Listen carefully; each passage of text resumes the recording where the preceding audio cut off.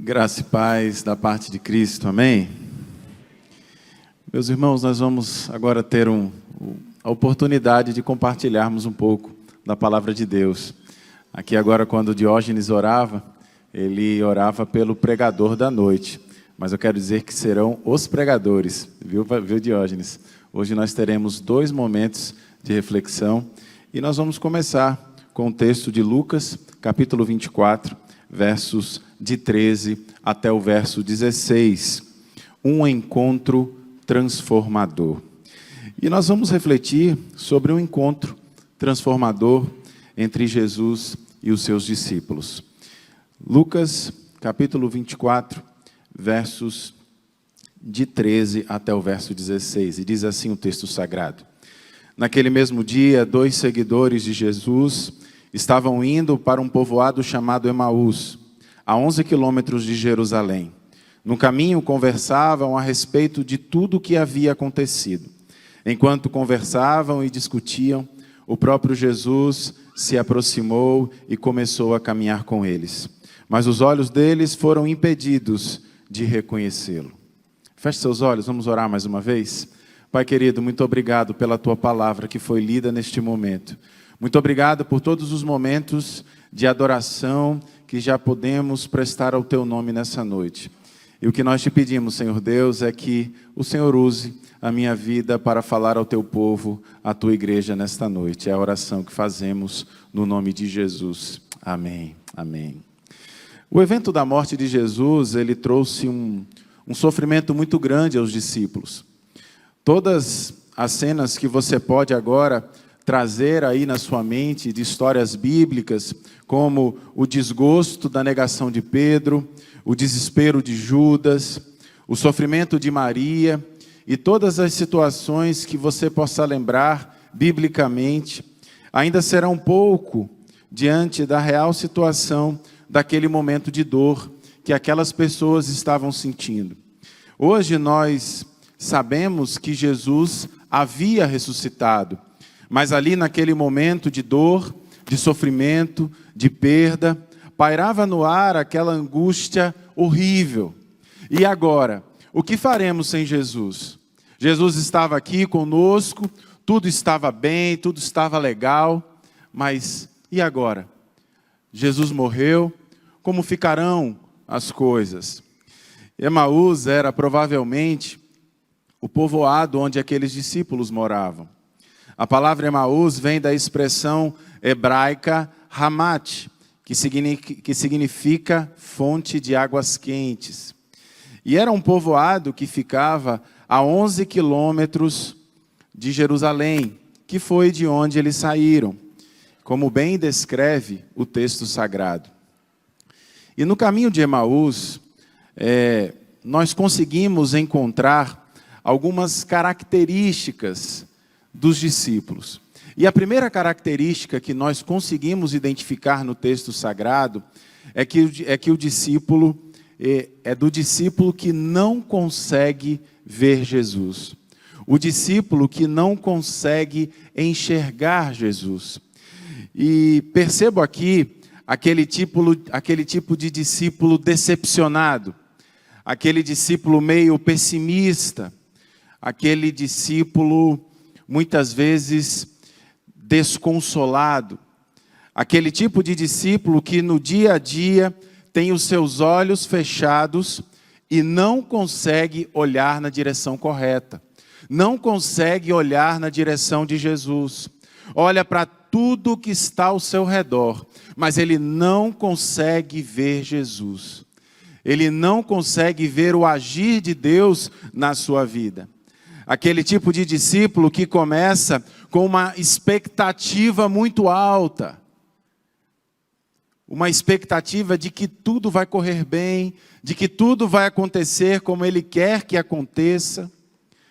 Ele começa muito animado, mas quando ele não vê as suas expectativas sendo respondidas, ele se decepciona e regressa para Emaús. Ele desiste no meio do caminho, ele desiste no meio da caminhada. Não vê que Jesus é o maior bem que o ser humano pode ter em sua vida, em sua história. Em Romanos, no capítulo 8, no verso 28, o apóstolo Paulo diz que todas as coisas cooperam para o nosso bem. Mas o que é este bem que Paulo está falando? O nosso bem não é provisão nesta vida. O nosso bem é ter o caráter e termos também a mente de Jesus impressas em nós, em nossas próprias vidas. O nosso maior bem é ser o reflexo de Cristo. É nele que os nossos olhos devem estar. Por isso, meus irmãos e irmãs, abram os seus olhos e enxerguem Jesus. Abra os seus olhos e enxergue Jesus na sua caminhada. Enxergue Jesus na sua vida. Ele é o seu alvo. Ele é o seu bem maior. Ele é o nosso bem mais valioso. Mas ainda existe uma outra característica dos discípulos. E a segunda característica é do discípulo desesperançado. Veja só o que diz os versos de 17 até o verso 21. É interessante esse perfil de discípulo. Veja só o que diz o texto. Então Jesus perguntou: o que é que vocês estão conversando pelo caminho? Eles pararam com um jeito triste e um deles, chamado Cleopas, disse: será que o Senhor é o único morador de Jerusalém que não sabe o que aconteceu lá nesses últimos dias? O que foi? Perguntou ele. Eles responderam: o que aconteceu com Jesus de Nazaré? Este homem era profeta, e para Deus e Deus para todo o povo. Ele era poderoso em atos e palavras.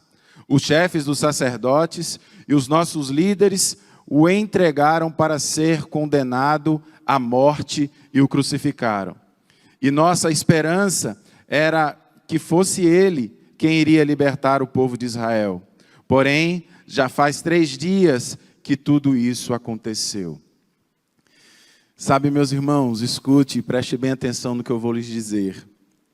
Em dias difíceis, em dias de luta, quando somos tentados a desacreditar que haverá esperança, podemos muitas vezes entrar em becos, em lugares onde realmente não encontramos saída. Por isso, tome muito cuidado. De fato, eu reconheço que a desesperança é uma praga na vida do crente, na vida daquele que serve a Jesus. Às vezes, nós não temos o poder de compreender aquilo que está ao nosso redor. Não conseguimos entender o que está acontecendo com as nossas vidas. Não entendemos a maneira com que Cristo age em nossas vidas. E por conta disso, então, perdemos algo valioso que temos dentro de nós, que é a nossa esperança. Como eles não conseguiram ver aquilo que estava acontecendo, então eles perderam as esperanças. Como eles não tinham visto o Cristo ressurreto, como eles não conseguiram ver, eles perderam a esperança. Por isso, pense muito bem nisso. Será que não somos assim muitas vezes? Será que muitas e muitas vezes não agimos da mesma forma? Quando não vemos o agir de Deus, as nossas esperanças, elas se vão e deixamos de crer, deixamos de acreditar. Precisamos ver acontecer para que a nossa esperança renasça como que das cinzas. Mas se as coisas não andam como queremos, nossas esperanças se acabam. A esperança na vida daquele que serve a Jesus deve ser uma sobrevivente. A esperança deve ser uma sobrevivente em nossas vidas. Devemos trazer à memória o sacrifício de Cristo. E isto nos dá esperança. Lamentações, no capítulo 3, versos de 21 até o verso 24. Escute só o que diz o texto sagrado. Quero trazer à memória o que pode me dar esperança. As misericórdias do Senhor são a causa de não sermos consumidos, porque as suas misericórdias não têm fim. Renovam-se cada manhã. Grande é a tua fidelidade. A minha porção é o Senhor. Diz a minha alma, portanto, esperarei nele. Se você é do tipo de discípulo que abre mão facilmente da esperança, pare neste momento tudo que você está fazendo e olhe para dentro de si e comece a redirecionar a sua visão. Comece a redirecionar o seu foco. A luz que acende nossa esperança deve ser sempre o Cristo. Sempre. Nenhum outro caminho, nenhuma outra solução. Nós precisamos sempre caminhar na direção de Jesus. Jamais se esqueçam disso. Mas eu preciso reconhecer que ainda há um outro tipo de discípulo, ainda pior do que os dois que acabei de citar. E o terceiro é o que vê Jesus como um estranho na sua vida. O verso 15, quando Jesus ele se dispõe a caminhar até Emaús. O verso 15 ele diz assim: enquanto conversavam e discutiam, o próprio Jesus chegou perto e começou a caminhar com eles. O Senhor muitas vezes, Ele nos vê solitários em nossos desafios, em nossos problemas, em nossas angústias. Muitas vezes solitários, decepcionados com a vida, com as situações que a vida muitas vezes nos apresenta. E Ele nos vê nessa situação e Ele se propõe a caminhar conosco. Ele se propõe a estar sempre conosco. E aí, primeiramente, Ele vem e nos ouve. O caminhar dele ao nosso lado, Ele para e começa a ouvir, então, as nossas queixas, as nossas dificuldades, as nossas decepções. Ele ouve tudo o que está dentro de nossa alma e nosso coração. E o verso 27, ele diz assim, ele nos ensina, ele nos mostra como Jesus é paciente para nos ensinar. O verso 27, ele diz assim: e começou a explicar todas as passagens das Escrituras Sagradas que falavam dele, iniciando com os livros de Moisés e os escritos de todos os profetas. Depois de ouvir, Jesus, ele por meio de sua palavra doce, ele começa então a ensinar. Ele vem nos ensinando, ele vem nos dirigindo, ele vem nos corrigindo, ele vem nos mostrando, nos ensinando os seus preceitos. Ele vem tratar os nossos pecados, as nossas iniquidades, as nossas falhas. Ele vem confrontar aquilo que temos feito, que não está de acordo com a tua palavra. E eu fico impressionado que, apesar dos nossos recorrentes regressos a Emaús, Jesus ainda assim, Ele insiste em caminhar conosco, incansavelmente. Apesar das nossas falhas, apesar dos nossos erros, incansavelmente Ele continua a caminhar conosco. Ele não se apresentou num templo suntuoso, numa igreja, numa sinagoga rica. Ele não chegou cheio de discursos moralistas, mas Ele chegou do jeito dele. Jesus, Ele chegou de forma simples, de forma amorosa, demonstrando o seu amor, o seu cuidado, a sua atenção para com as nossas vidas. E eles ainda não haviam identificado quem estava ali com eles naquela caminhada.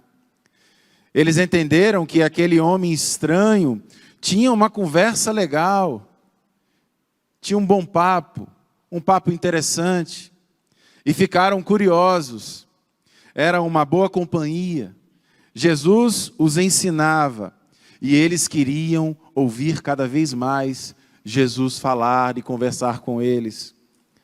Mas seus olhos ainda não conseguiam enxergar ali o Senhor e o Salvador.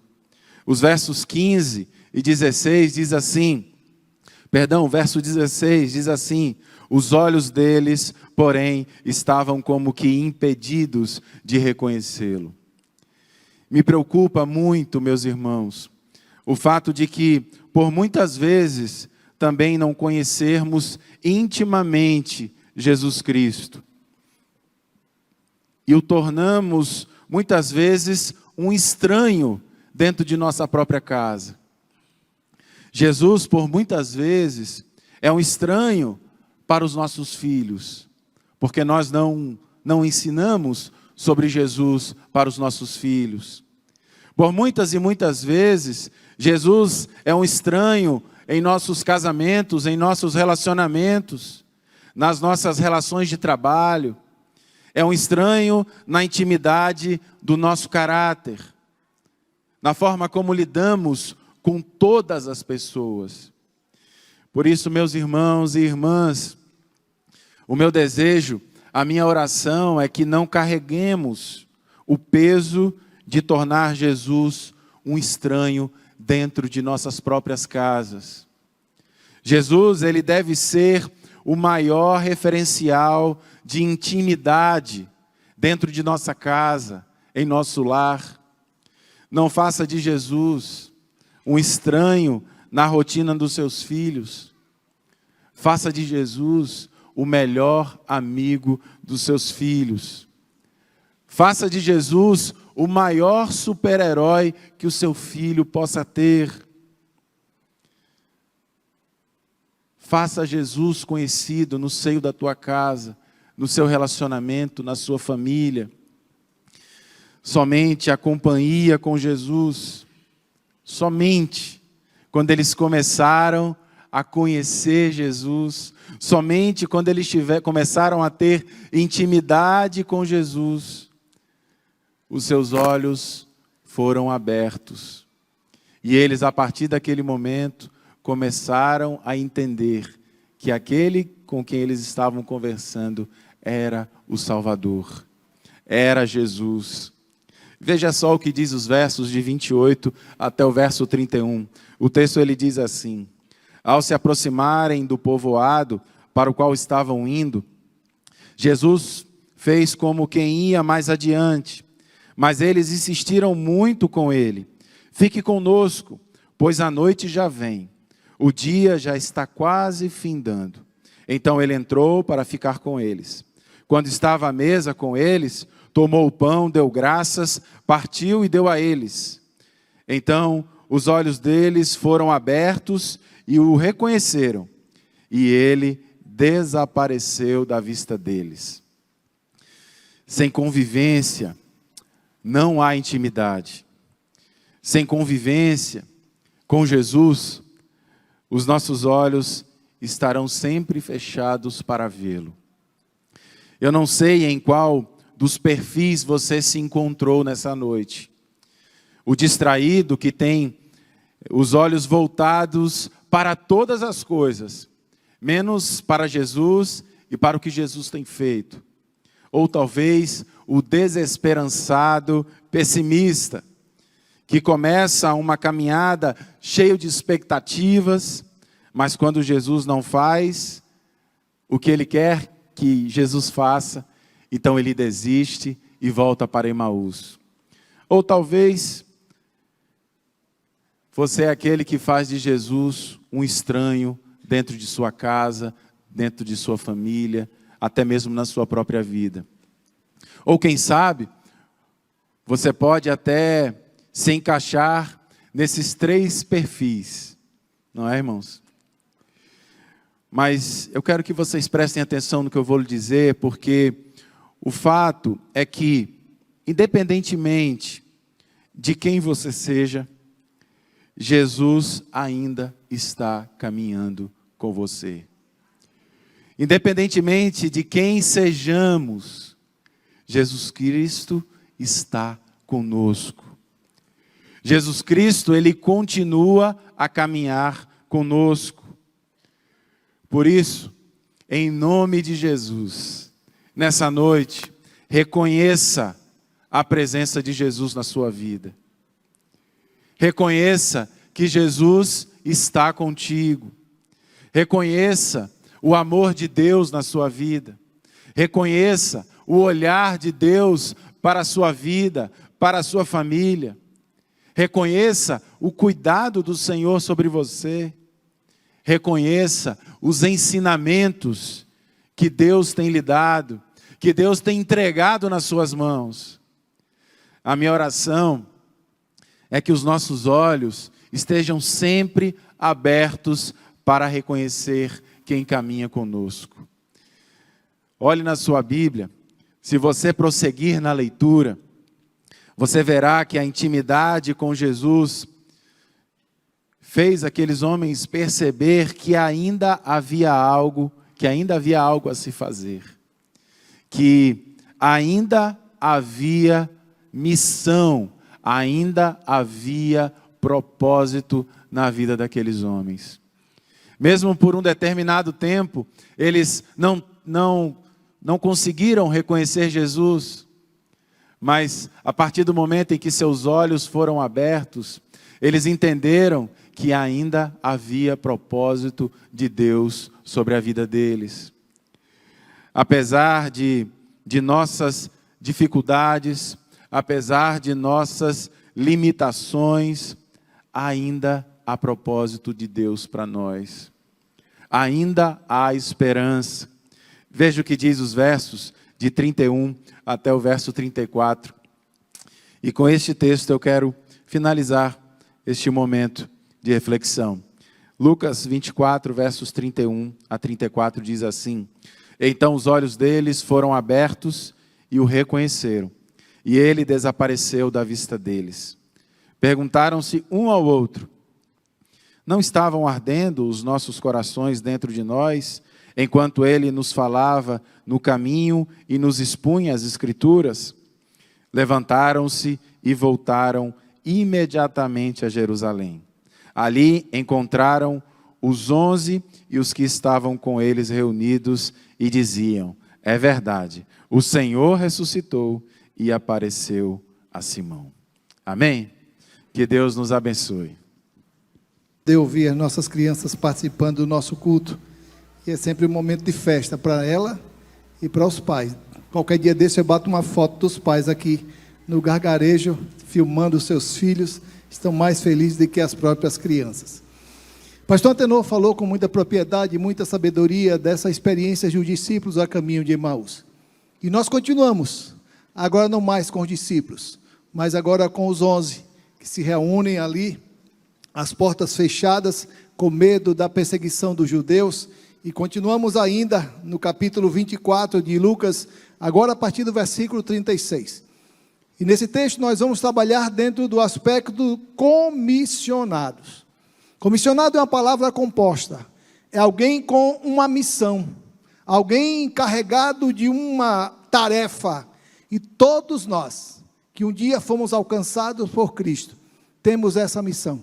Por isso, nenhum de nós está dispensado, nenhum de nós está alijado, fora dessa missão que o Senhor confiou a cada um de nós. Nós temos essa missão que precisa ser cumprida com urgência, hoje, já e agora.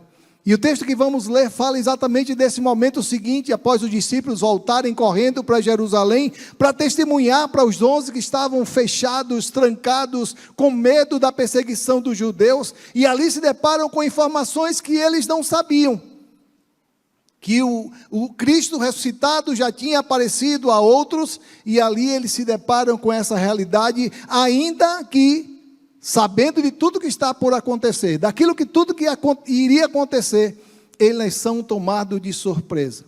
E eu comecei a meditar no texto, no qual nós vamos conversar.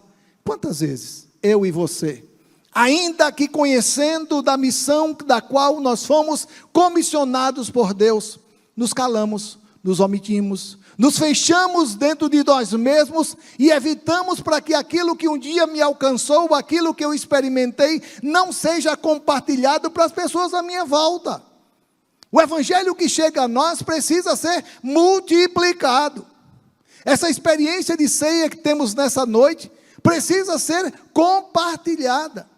E é interessante, dentro desse aspecto cronológico, o fato se deu, esse dos apóstolos, no domingo, no final da tarde e começo da noite.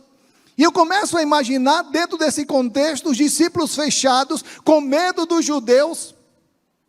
Jesus aparece no meio deles. E a mente tão fértil dos discípulos começa a imaginar que era um espírito. Mas vamos ao texto. Lucas capítulo 24, versos 36 a 40, e a palavra do Senhor diz assim: falavam ainda estas coisas quando Jesus apareceu no meio deles e lhes disse: Shalom, paz seja convosco. Eles, porém, surpresos e atemorizados, acreditavam estarem vendo um espírito, mas ele lhes disse: por que estáis perturbados? Porque não sabem, porque sobem dúvidas ao vosso coração? Vede as minhas mãos, os meus pés, que sou eu mesmo.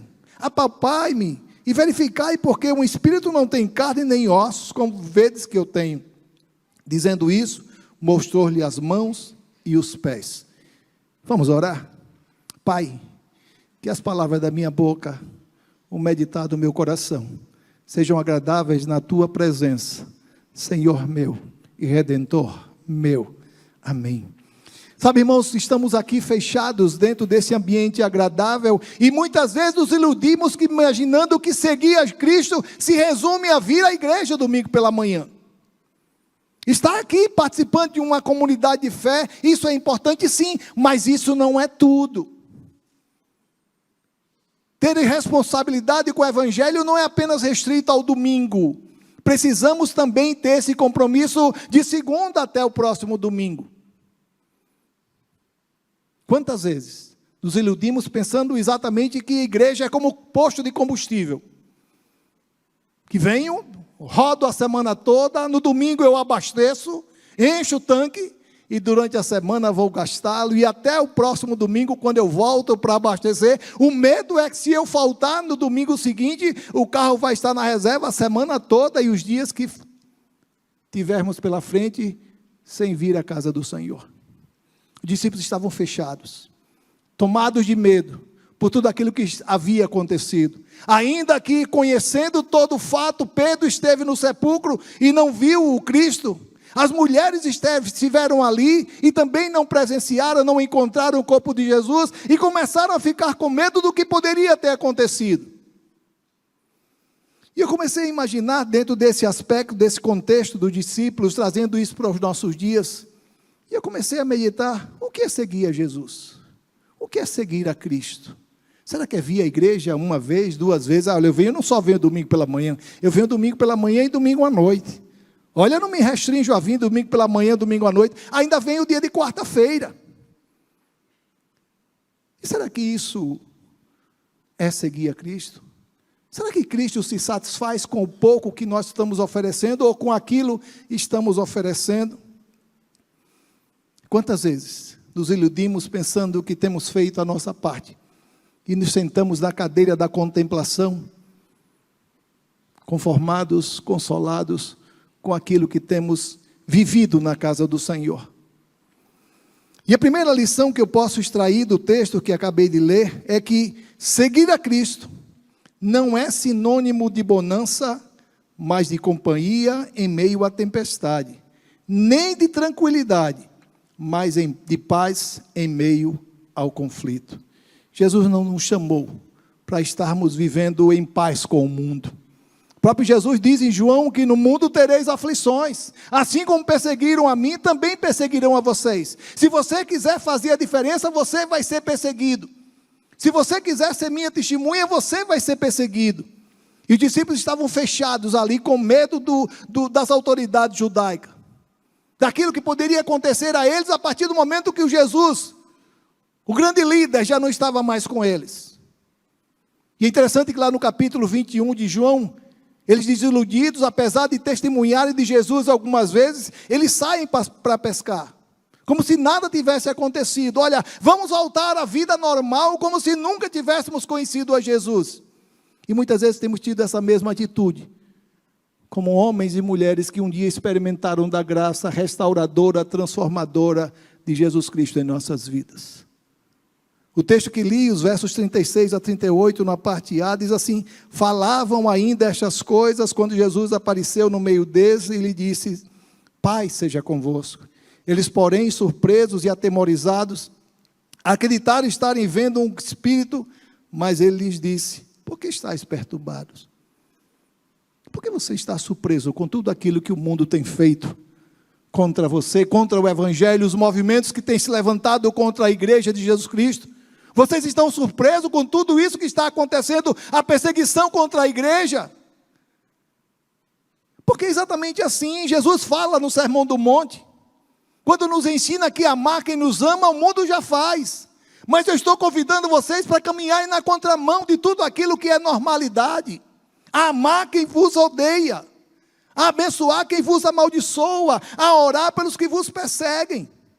Jesus diz a nós, aos seus discípulos e a nós: filho, olha, amar quem nos ama, o mundo já faz isso com maestria. Mas eu quero convidá-los a caminhar na contramão de tudo aquilo que parece ser normalidade. O apóstolo Paulo diz lá na primeira carta aos Coríntios, dizendo que o Evangelho de Cristo é loucura. Loucura para os que perecem. Loucura para aqueles que nunca experimentaram da graça restauradora e salvadora de Jesus Cristo. Jesus assegurava ou alertava os seus discípulos quanto àquilo que eles iriam enfrentar. Enquanto nós, cristãos batistas brasileiros, não incomodarmos o mundo, estaremos sendo omissos naquilo que o Senhor nos deu.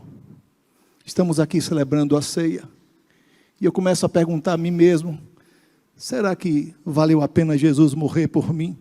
Por toda a minha atitude e comportamento diante das necessidades do mundo à minha volta? Hoje pela manhã celebramos missões para aqueles que deixaram suas casas, suas famílias e foram para um outro país, e eu não sou missionário. Temos que rever nossos conceitos e o nosso comportamento. Lá em Mateus capítulo 10, verso 34 a 36, Jesus nos convida a olhar na direção da missão que o Senhor nos confiou. Não penseis que vim trazer paz à terra. Não vim trazer paz, mas espada. Pois vim causar divisão entre o homem e seu pai, entre a filha e sua mãe, entre a nora e a sua sogra. Assim os inimigos do homem serão os da sua própria casa. Precisamos ter muito cuidado quanto àquilo ou quem colocamos na frente de Jesus.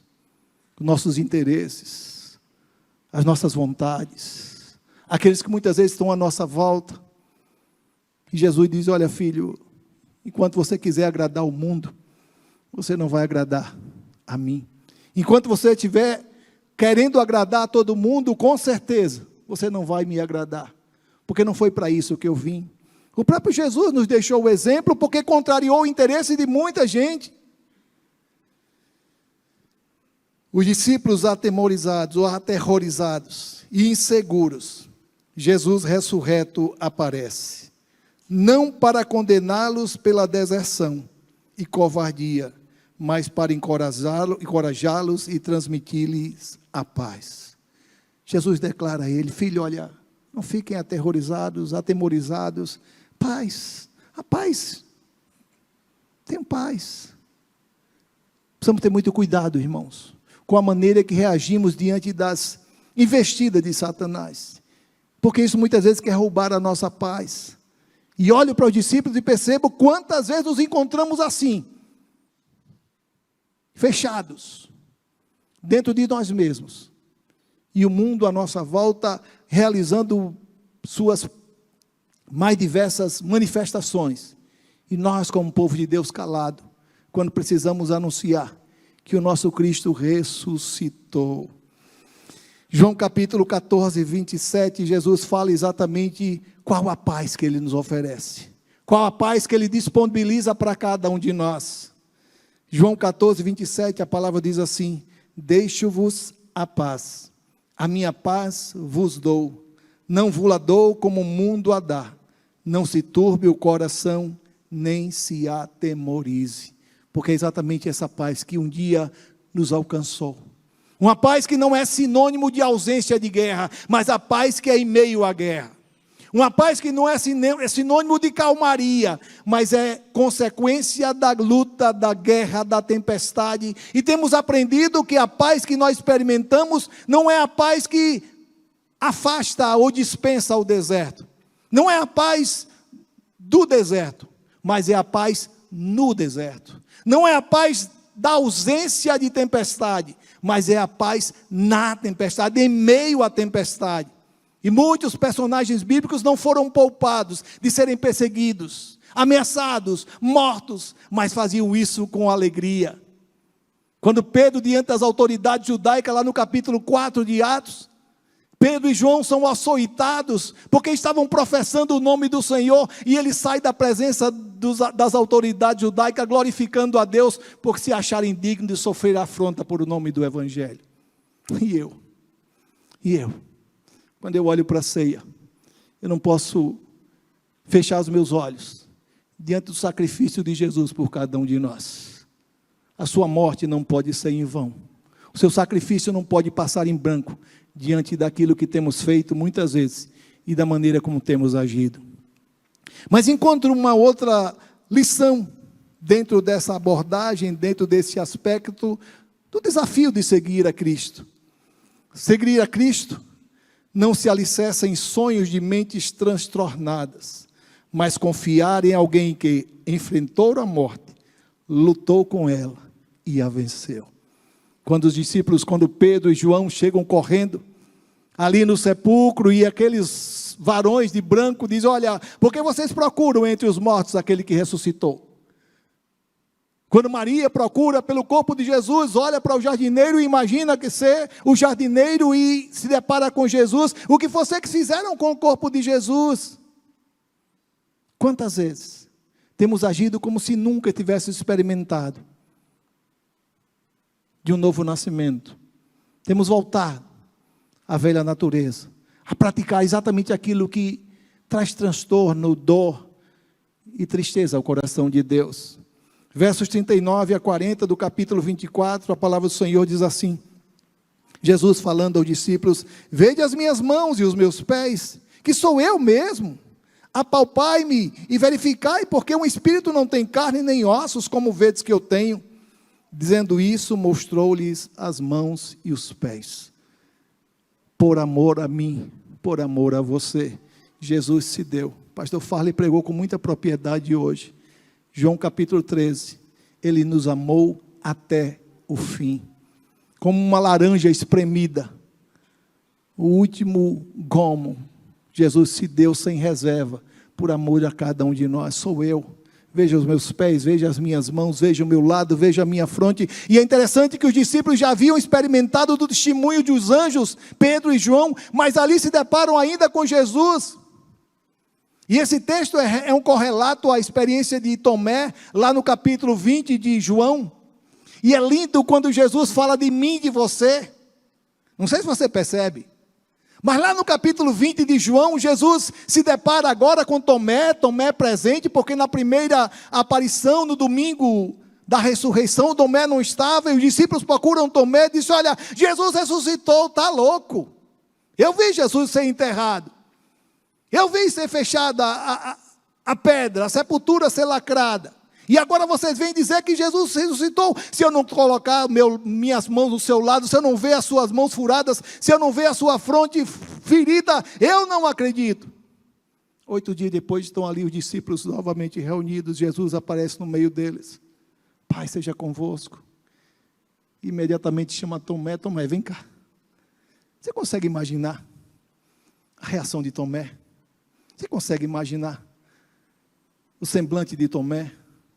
Duvidou a semana toda? Consegue imaginar que o domingo até o outro domingo, como foi a relação de Tomé com os discípulos? Rapaz, acredito não, olha, já cansei desse assunto. Não adianta vir tentar me convencer, mas eu não acredito. Se eu não ver, se eu não tocar, se eu não testemunhar, eu não vou acreditar. Quem sabe criou até uma inimizade com os discípulos que haviam testemunhado, que haviam recebido a Jesus, que tinham visto Jesus. E Jesus chama Tomé, Tomé, vem cá. Está aqui minhas mãos, está aqui o meu lado, está aqui minha fronte, porque me vistes, crestes. E aí Jesus olha para mim e para você e diz assim: bem-aventurados os que não me viram e creram. Louvado seja o nome do nosso Deus. Nós somos esses bem-aventurados. Ninguém aqui esteve com Jesus corporeamente. Ninguém aqui andou com Jesus, ninguém aqui testemunhou dos seus milagres, mas nós cremos no seu poder, na sua existência, na sua vida aqui entre nós, na sua morte aqui entre nós. E Jesus nos chama de felizes. Vocês são felizes, porque vocês nunca experimentaram da minha presença corpórea, mas você tem sentido a minha presença a cada dia. Não podemos perder de vista, irmãos. Tudo que Jesus fez por nós foi por amor. Seguir a Jesus não é brincadeira. Seguir a Jesus não é história de faz de contas. Capítulo 2 de Coríntios, capítulo 2, versos 4 e 5. Paulo fala exatamente dessa condição em que nos encontramos para anunciar esse evangelho. E diz assim: a minha palavra e a minha pregação não consistiram em linguagem persuasiva, de sabedoria, mas em demonstração do Espírito e de poder, para que a vossa fé não se apoiasse em sabedoria humana, e sim no poder de Deus. Aquilo que anunciamos, aquilo que vivemos, não é fruto da imaginação de alguém, como muitos tentam imaginar, tentam pregar que Jesus foi uma lenda, que Jesus não existiu. Aqui está o exemplo, aqui está o milagre, aqui está o testemunho daquilo que Ele um dia fez por nós, por amor a cada um de nós. Encontrei uma citação do William Barclay, e ele falando exatamente desse contexto em que se deu esse fato, o momento em que os discípulos se deparam com a presença corpórea de Jesus, e podem testemunhar das suas mãos, do seu lado, da sua fronte, e ele fala exatamente dessa missão, a missão que nos foi confiada. William Barclay escreve: a cruz não foi algo forçado para Deus, não foi uma medida de emergência quando tudo havia se frustrado e quando os planos haviam fracassado. A cruz estava na agenda de Deus desde a eternidade. Desde a eternidade, que Deus tinha e tem um plano para nós. A experiência do homem que pecou e desobedeceu a Deus, Deus proveu um plano para nos resgatar, para nos trazer de volta para a sua presença. Mas encontro uma terceira e última lição, e quero finalizar com essa terceira e última lição. Seguir a Cristo não é estar condenado a uma vida de monastério ou de clausura, mas anunciar a libertação, tendo a própria vida como testemunho. Você não é um agente secreto de Deus. Certa vez, quando eu trabalhava aqui como administrador da igreja, tive um desprazer, quando recebi um grupo de alunos para realizar em nossa igreja, em nosso templo, o culto de formatura de uma das universidades aqui do nosso estado. E sempre como temos feito, quando recebemos alguns irmãos, procuramos saber se existe alguém evangélico na turma, e aquela turma disse, um olhou para o outro e disse: você conhece algum evangélico? A pessoa: não conheço ninguém. Não conhece, nem conhece ninguém? Não. É porque nós queremos fazer um culto que tenha o jeito de vocês, as canções que vocês saibam cantar, as leituras que vocês gostem, quem sabe uma mensagem musical por algum aluno que queira também. Não conhecemos não. Tudo bem. Fizemos o culto, e para surpresa nossa, tínhamos um agente secreto ali no meio da nossa turma, daquela turma. Infelizmente, um membro da nossa igreja estava se formando junto com aquela turma. E eu perguntei a mim mesmo, o que ele fez durante esses 4 ou 5 anos? O que ele fez? durante aqueles 4 ou 5 anos, convivendo com seus colegas de turma, com certeza, não foi identificado como um cristão. Por isso, nós não fomos chamados por Deus para estarmos enclausurados aqui dentro do templo. Estarmos aqui é muito bom, é agradável, a comunhão é acolhedora, é algo que nos contagia, que nos motiva, não queremos sair daqui, mas a palavra do Senhor nos convida a sair. Afinal de contas, o nome igreja, eclesia no grego, é convidados chamados para fora. Igreja necessariamente não é estarmos aqui fechados dentro desse templo climatizado, com pessoas agradáveis do meu lado, do seu lado. Somos convidados a sermos sal e sermos luz lá fora. E os discípulos estavam fechados, trancafiados ali, com medo dos discípulos. Não podemos entender um evangelho que se restringe apenas aos mesmos, quando muitos estão morrendo sem Deus, sem salvação, precisando que sejamos esses canais da bênção de Deus em suas vidas. O texto que lemos, na verdade o texto ainda de Lucas capítulo 24, agora nos versos 45 a 48. Então lhes abriu o entendimento para que compreendesse as Escrituras e lhes disse: assim está escrito que o Cristo havia de padecer e ressuscitar dentre os mortos no terceiro dia, e o que em seu nome se pregasse arrependimento para a remissão de pecados a todas as nações, começando de Jerusalém. Vós sois testemunhas destas coisas. Ninguém aqui deixou de ter essa experiência. A partir do momento que aceitamos a Jesus como o seu Salvador, somos automaticamente comissionados para anunciar esse evangelho. Para dizer, olha, eu fui assim como você. Eu experimentava desses valores, desses costumes, dessas práticas que hoje você se detém. Disse hoje pela manhã na nossa classe de EBD, que o mundo precisa conhecer de nós, não o que nós conhecemos da Bíblia, da experiência de Paulo, de Pedro, dos grandes apóstolos, dos profetas. O mundo quer primeiro conhecer daquilo que aconteceu na minha vida, porque o evangelho que eu venho a pregar precisa corresponder com o evangelho que eu tenho vivido. Como igreja de Jesus Cristo, não posso perder de vista que o maior testemunho não é quando eu abro a minha boca, mas quando eu me relaciono com as pessoas à minha volta. É a maneira que temos de anunciar de que essa mudança fez, que essa transformação fez mudança em minha vida, que aconteceu primeiro comigo. Não posso esquecer, não posso perder de vista. E o apóstolo Paulo diz assim, exatamente isso: olha, vocês são um referencial dentro do evangelho que está sendo pregado. Vocês são esse referencial, esse livro aberto que o mundo precisa ler.